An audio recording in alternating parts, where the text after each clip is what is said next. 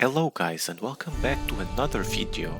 Today I will be uncovering the ending of Arcane as well as the possible pathways that they have to explore new regions in another series. This idea of my video is all around Necrit's videos of the lore that he does about League of Legends. If you don't know, I'm really a big fan of League and also Arcane, so I decided that I should have my own takes, that some things were never said about the lore, and let's dive into it. So, first, as you might see, we are in the map of Runeterra, and currently this website is not supported on all browsers, including, so I'm using Edge, but I usually use Opera, so be careful of what browser you choose. So let's get started. As Arcane ends, we have some breadcrumbs that are left, that the writers left on purpose to point out which reason they might focus on. If you already saw the interview of co-creator Kristen Link that he had with Necrit, he said that the three major regions that might have be focused in future series, it might be Demacia, Noxus and Ionia. So let's find out what those breadcrumbs they left in the end of Arcane and what that shall they point at. As you might wonder, the ending of Arcane, we can see that Mel is going through Noxus to lead House Medarda, and we found out that there is a crow escorting Mel, and this crow also is digging throughout the remains of Chase and Victor. This crow is nevertheless the crow of Jericho Swain, the leader of Noxus, as we can see here, and I will show some pictures of crows that appear in Arcane. Jericho Swain is the leader of Noxus, and he has this demon crow that represents the demon side power, the power that he stole during the pact that he made during the Ionian invasion. So, why is this important? Swain has an interest in Mel coming back to Noxus. Why is that? Well, Swain really despises the Black Rose because he almost died in the Ionian invasion. He knows that the Ionian Wars that happened was incited by LeBlanc and the Black Rose. So since then he develops this hatred that he needs to remove the Black Rose from the Triferic's power in Noxus. So that's why he decided to slowly engineering a plan that enables that, and through Mel, that is not sided yet with the Black Rose or against it, as we see in Arcane, she's in between, where she's firstly sides with our Black Rose, but then betrays it. So as Mel comes to Noxus, he might use it as a weapon against Black Rose. So there's a possible plotline in there to develop a story about Noxus in a future series. The other one is the Ionian invasion that happened. As we can see in here, there is 3 islands that belong to Noxus in the region of Ionia. This is due to the invasion that happened a long time ago, which led that Swain rose to power shortly after that. And why is this invasion important? It created multiple stories between several characters like Riven and Swain, Cyan, even Irelia from Ionia, Yasu, and more. It's really important that when they created the lore about Singed, or they retconned the lore of Singed in Arcane, they also retconned the lore of Ionian invasion, because This invasion endorsed for the first time the use of chemical weapons. They were manufactured, nevertheless, by Singed in Noxus. So, if those weapons were never created for Noxus in the first place, this means that this war that happened between these two regions is slightly different. So it will be needing for a retcon. That's why I think this will be probably the two regions that will have a retcon, slightly a retcon in terms of the war. Nevertheless, I think the third major plotline that Noxus has is the Black Rose and the story against Mordekaiser, which was this old ancient warlord, the old leader of Noxus, that wants to consume Runeterra for his reign of terror and expansionist empire. But LeBlanc wants to stop that by gaining even more and more power when eventually Mordekaiser returns. So these are the three major plotlines that Noxus has, and there are a lot with really more and more champions with Katarina, Talon, Cassiopeia, and especially Riven. But now let's look into Ionia. And why is Ionian so appealing? Well, if you look, and if you already play League, Ionian is where are the foundations of Asiatic culture, and if you already know, like, this type of culture and produces a lot of movies, a lot of series that are really appealing currently on the modern day, like the spiritual realm or the place of magic. And as we can see, we have even the ninja way with Ken and Shan, Zed, which produce great stories. We have the Ionian invasion with Aurelia and Cyan. We also have the story of Riven with Yasuo and Yon, which is one of the fan favorites, and also Ari with the story of she charming people and being a kitsune. That's really also a fan favorite of the League of Legends community. So there are a lot of lore that can be explored within Ionia that's really appealing to all of the classes in terms of storytelling. And if you have to talk about Ionia, you will talk about the invasion. So I think these two regions will have the best chance to appear in the series. Also, there's the third region that was mentioned, that was Demacia. But Demacia is more tricky than you might think. Why is that? Demacia, as you can see by these champions, the origins of Demacia are they are a really anti-magic city, because they are basically the foundation of their people are the people that fled from the ancient rune wars that are mentioned in Arcane, and they created this city of Demacia using wood, that the properties of that wood would absorb the magic around it, creating these mages that can't be able to cast magic around it. And when eventually the city grew and grew in more power, those mages revolted against it. And this led to the Mage Revolution led by Silas, and it was represented in the cinematic. And if you have to talk about Demacia, you have to talk about the Mage War. And these will take a long time, and I really doubt it that they can put Demacia with Noxus and Ionia. You can't have all three together.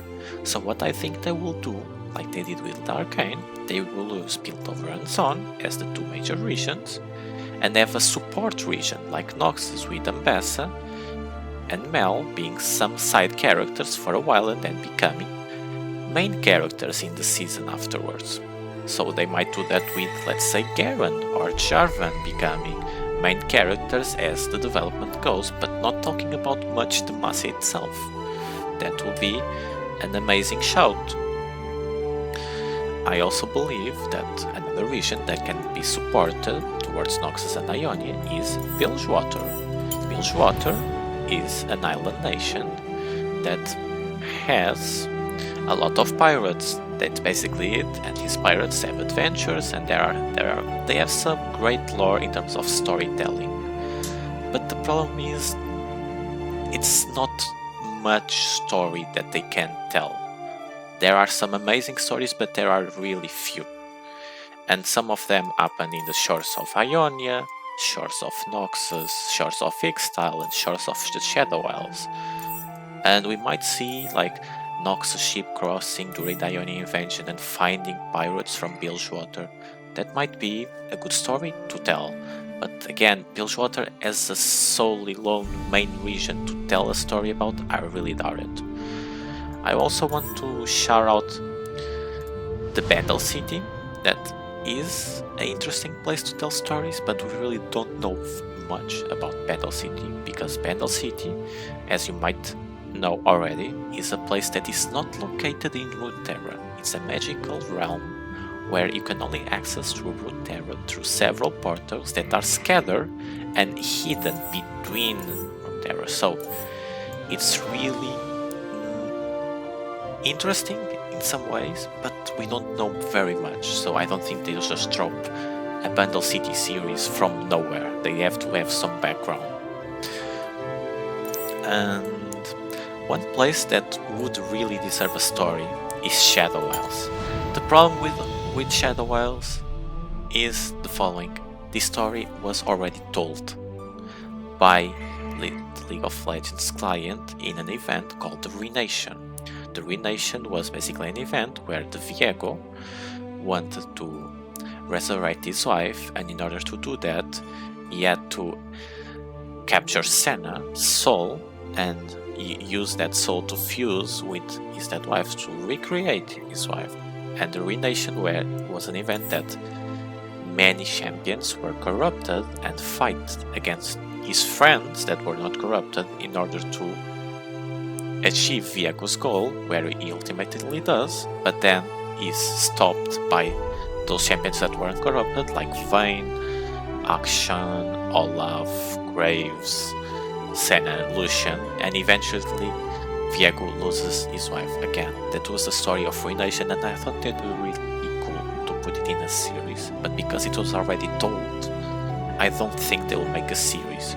But this would be an amazing storyline to present in a series, but sadly because it was already presented, I don't think Shadow Isles will have a story for a long time. Maybe Senna with Thresh and Lucian makes a good storyline, even Yorick has an amazing lore, but it's not too much for a series that has tons and tons of hours to watch it and to be compelling enough. So now we go to Freljord, and Freljord as a whole can be an amazing storyline telling, but it doesn't work just because if you want to make a storytelling series about more than one region, Freljord doesn't work because it's just so big, it has so many factions within Freljord that it's hard to connect to any other region. Freljord is probably the best region to tell a story on its own. What I mean by that, you can connect Freljord to Demacia or Noxus despite there being neighbors, because Freljord is divided by several factions. You have Ash with his tribes, Tryndamere with his tribes as well, despite being married to Ash. It's a political marriage. Then you also have the Sejuani and his followers, and basically all of these want to be the true leader of Freljord, and they are fighting within each other. You also have Lissandra that was corrupted by the Void, and when the Void finally came, and the goal of the Void is to eat all reality and destroy everything, Lissandra acknowledged her mistake and freeze everything together. She was one of the ancient leaders of the Freljord, and now she is frozen in ice with the Frostguard Citadel. As you can see in here, we have some, we have some image. Everything is frozen in ice, in time, and we have here the Void deep within the ice in the cinematic of Rise. And we also have the old gods, let me show if I can show you, that are Volibear, Ornn and Anivia, that are still followed by some people, and sometimes they help them, sometimes they don't, it's really tricky, but they are one of the most powerful characters in the Runeterra lore. But again, it's really divided, so as a whole, only one region, it would be an amazing series of only Freijold, but I doubt it they make it just from nowhere, since the breadcrumbs all lead to Noxus currently. Now we have all these three major regions. Let's talk first about Icathia. Icathia was a vassal state to Shurima, and because they were afraid that Shurima was growing and growing more as an empire, they became jealous of that.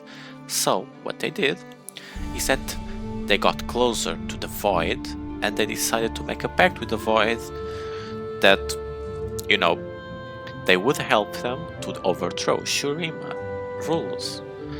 But when the Void finally came, well, you guessed it, they were being lied to, and as we can see in this image, the Void started consuming everything on Icathia, and Icathia was completely destroyed. This image really tells a story, and the Icathia region was completely destroyed. As the Icathia region was destroyed, the Void started expanding, and after the expansion of the Void, Ixtal, that was a bordering region of Icathia, understood that in order to not be consumed by the Void, they had to isolate themselves. So they, around their borders, they started building really hard entrances towards their jungle. Basically, they cover all with thorns and vines, and this jungle became isolated for a really long time until today.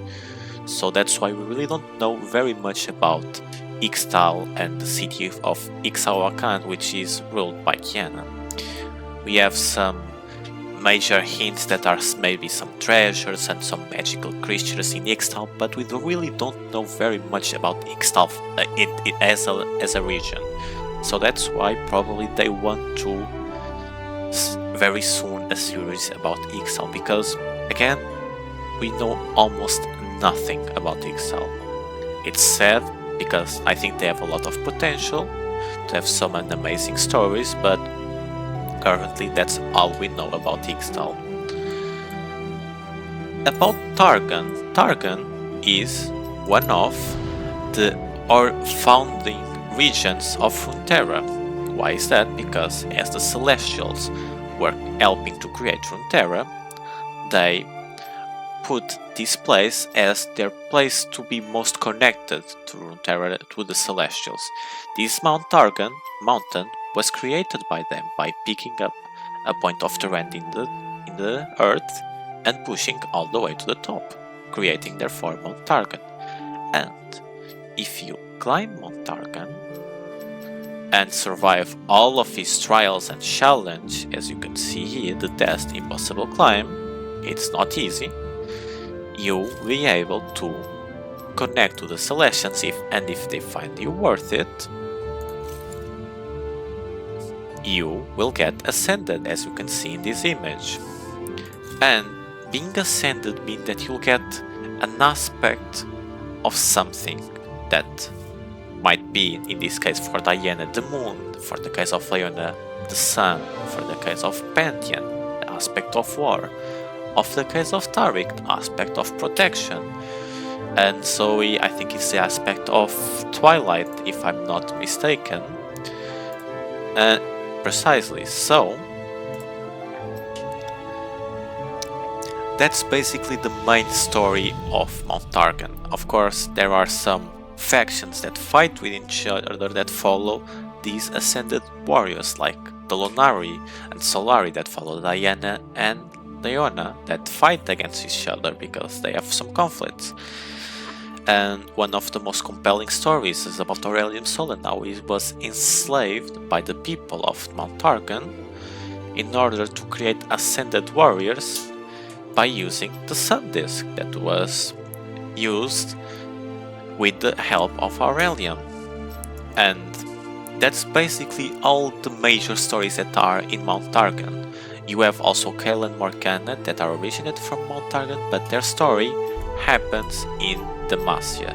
So I really doubt it that they use Mount Targon as an origin, as a only region to be on the series.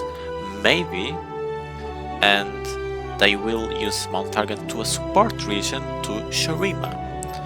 And now that we can focus on Shurima, we have to understand that Shurima is probably one of the most compelling stories of Runeterra, and I'll try to be quick, but basically, as you already know, the Sun Disk allows people to be ascended.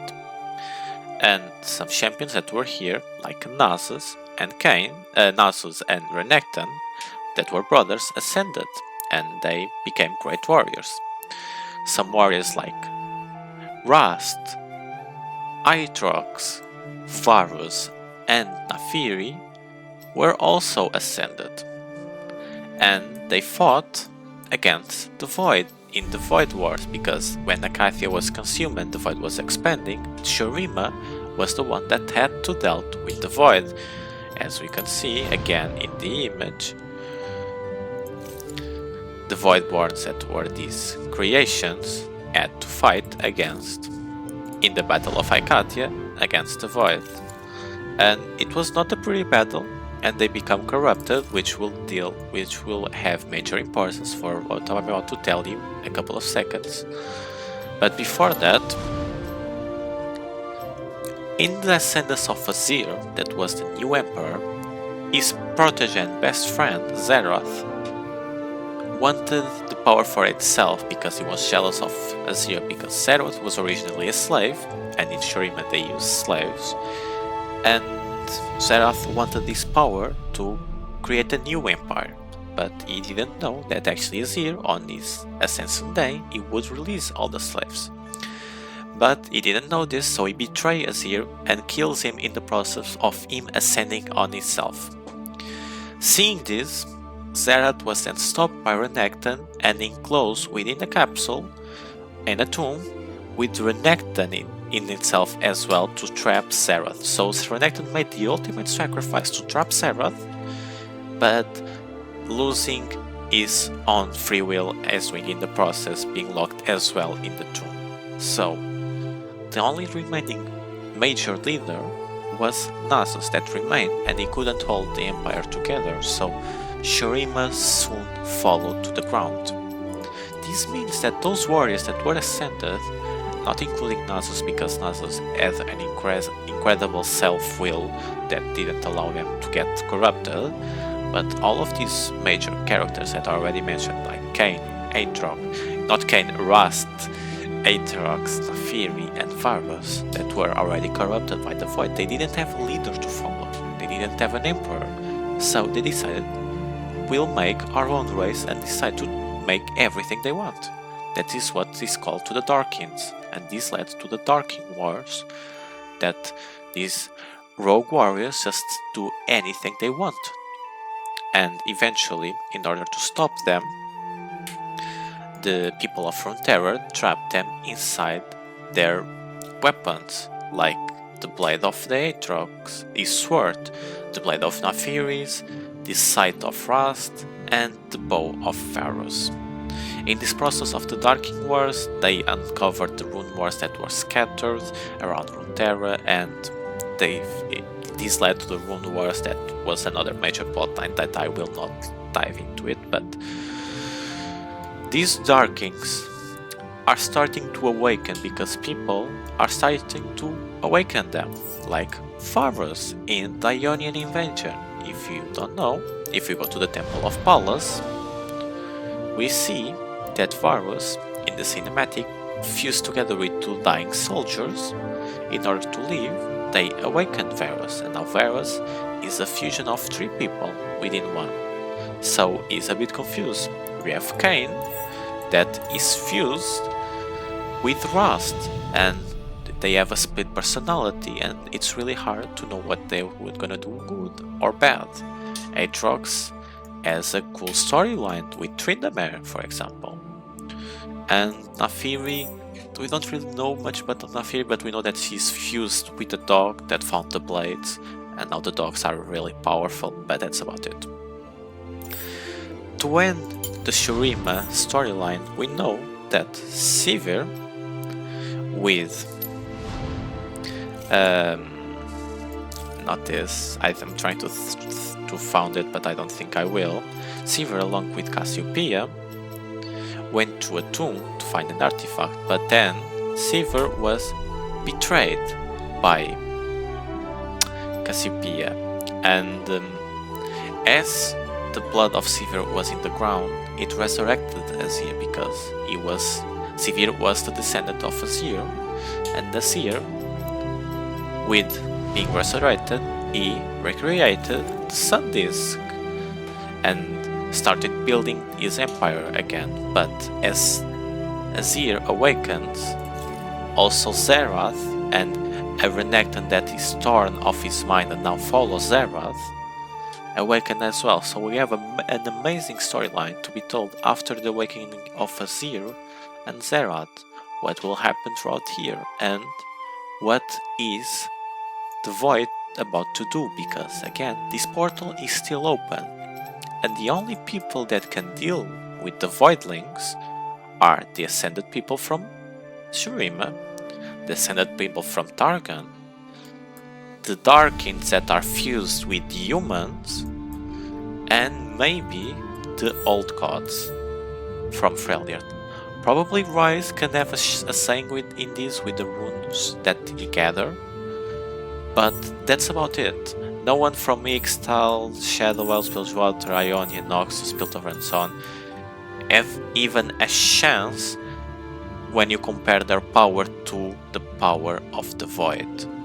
Maybe LeBlanc can gather enough power in the Black Rose to have a chance against the Void, but it would be really hard. So that's why, and trying to conclude the video, I think they, due to the breadcrumbs I left in the final of Arcane, they will do a series about Noxus and maybe Ionia together, and talk about the invasion of Noxus with to Ionia. But after that, I think they will slowly try to transition towards either Freljord, Demacia or Shurima, and try to tell the story about the fight against the Void, because the Void is the ultimate boss that they need to fight.